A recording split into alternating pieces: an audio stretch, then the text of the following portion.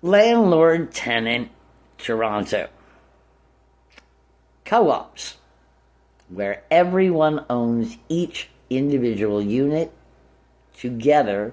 This could be inherited, this could be sold, this could be co opted back to a new co op. Each co op would be written contractual obligation and also honor towards Canada for housing for people to live well. Tenant union. That is, all of my work. Too bad, almost. What a shame. The landlord could become a human being and could communicate. However, the landlord here at Medallion is like there was this wealthy guy and his wife and friends, and they all had parties, and it was the 1930s or before, and there was lots of money, and then some kid inherited all this. Now, way down at the bottom of the level, or even at the top of the bottom of the level, is some chick, some lady, some female, sitting behind a desk, behind the bulletproof glass, whatever, at the office of Medallion. The elevators were not working, and I decided I would go speak to Medallion about the elevators and the tenants and communicate. Oh no.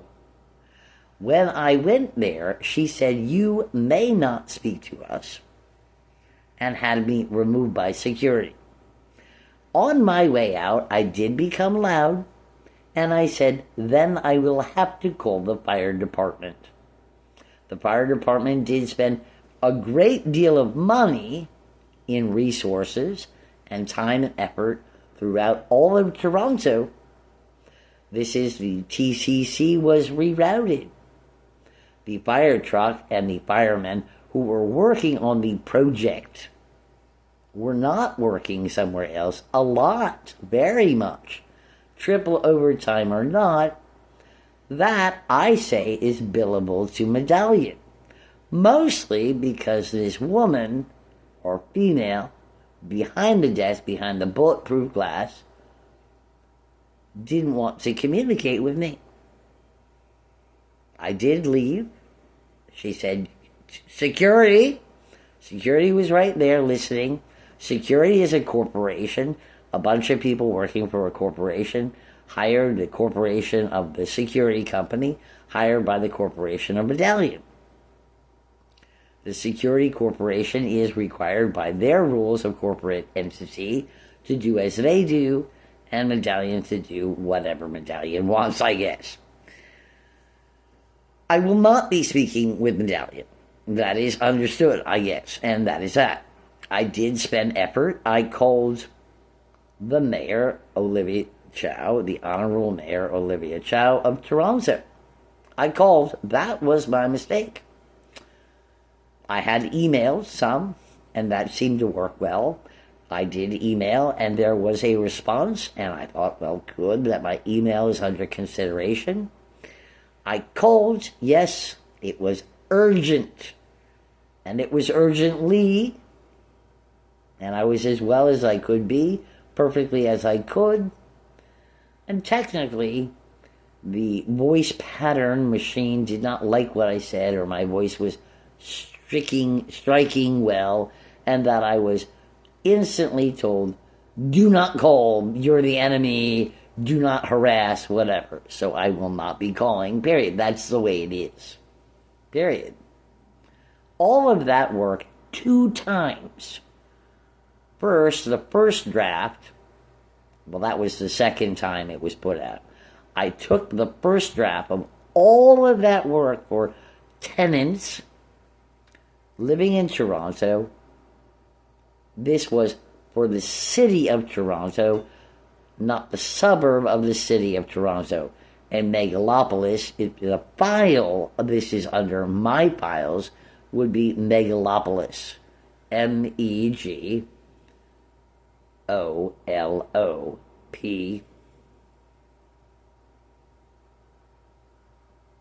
I can't. Megalopolis.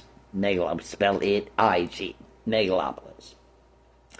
Anyway, all of that work I wrote in a notebook because I was enjoying the fact that I write with a pen on paper, a first draft sort of, with other notes, shopping lists, and all sorts of things that end up in my notebooks because this notebook, I did tear out some pages with some extra pages, wrote more notes in it, was out the second day.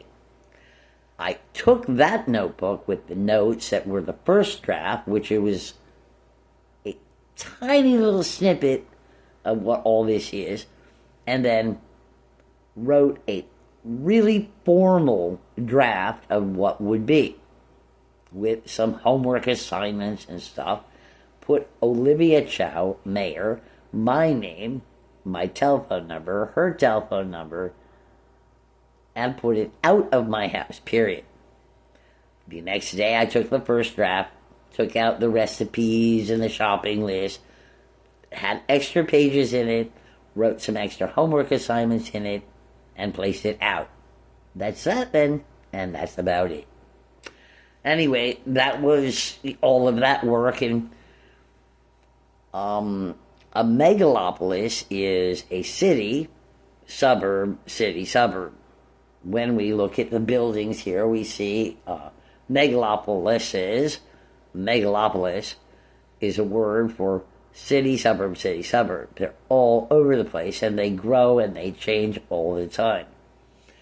Bill Clinton, remember Bill Clinton? As long as he was the 42nd president of the United States of America, William Jefferson Clinton.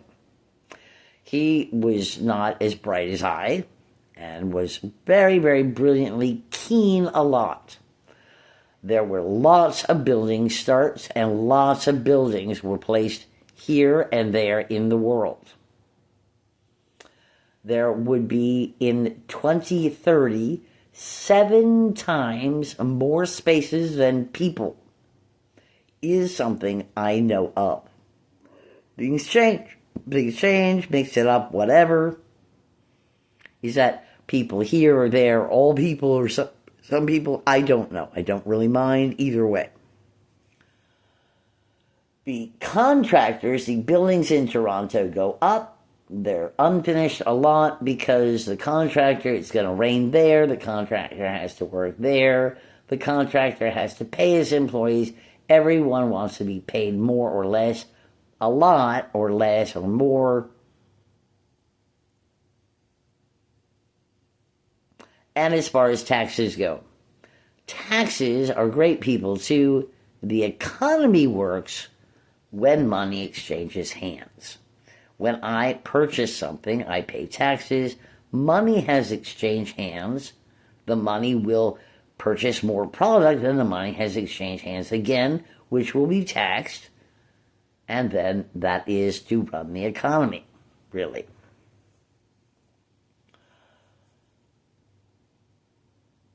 People have this consideration that they're going to live here, live small, and grow bigger, and live in a big giant mansion. I am shamelessly aware of the fact that my mother has sold the property that really was mine, that she has many houses, and that shamelessly aware of all these things. It's all about her, and that she could care at all about anything but herself, and that she will, get that mortgage, that sell it to the bank long before she would house any of her children, sort of, kind of, because to her it's all about the money. When my stepfather died, she had cash. There was an insurance policy payout. $1 million in his account, $1 million in hers. She bought a sports car, drove around a lot, leased a car, and then realized, oh my, I signed a lease, and so I can't use the car, so, whatever, and sold this car, drove around a lot, moved, sold the property, shamelessly aware of that. the other siblings waiting for her to die to get. Personally, I don't really care.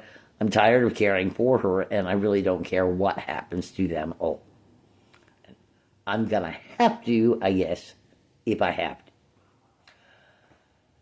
The old people, it's a matter of communicating.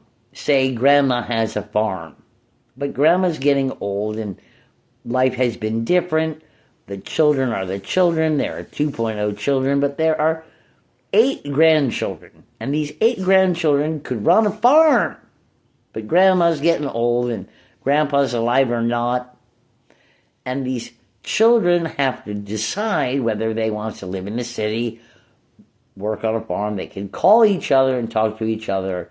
Even at that, it's a matter of communication. Grandma can sell the farm to the state farm, right? Not State Farm Insurance. Grandma can just sell the farm and everybody can have money. Yes, that happens all the time. But here we are again. We start out small. We have a little apartment. We're going to live in a bachelorette. And then we're going to have a big house. And we're going to retire. And we're going to travel the world. And win the lottery, of course. Oh, you hear that? Whatever. That golden moment.